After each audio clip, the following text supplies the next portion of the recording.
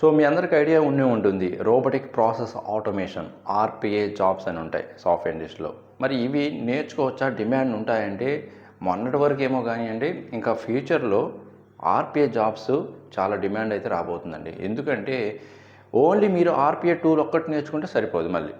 So previous days లాగా only RPA tool ఒక్కటి నేర్చుకుంటే సరిపోదండి.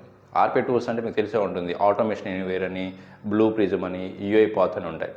ఓకే, వీటిలోంచి ఏదైనా పాపులర్ వన్ ఒకటి దాన్ని నేర్చుకుంటే సరిపోతుంది. ఇంతకుముందు కాలంలో అలా ఉండేది, బట్ అది కొంత బేసిక్ ప్రోగ్రామింగ్ నాలెడ్జ్ తెలిసి ఉండాలి. అది .NET కావచ్చు, జావా కావచ్చు, పైథాన్ కావచ్చు. Need to become a professional, but basic knowledge is required. Okay, and second ఏంటంటే ఏఏ, ఆర్టిఫిషియల్ ఎంఎల్ మోడలింగ్ కాన్సెప్ట్స్ కూడా తెలిసి ఉండాలండి. ఎందుకంటే ఇప్పుడు ఆర్పిఏ ప్లస్ ఏఏ ఈ రెండు కాంబినేషన్లో వీటికి జాబ్స్ ఎక్కువ రాబోతున్నాయి. ఎవరికైతే ఈ కాంబినేషన్లో మంచి నాలెడ్జ్ అండ్ స్కిల్స్ ఉంటాయో వాళ్ళకి ఆర్పిఏ మీద జాబ్స్ 100% ఇప్పుడు కూడా ఉన్నాయండి.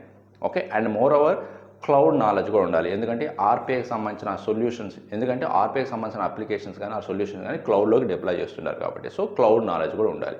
సో ఇవన్నీ స్కిల్స్ కానీ ఉంటే you will become a 100% RPI developer and you will get jobs soon as well.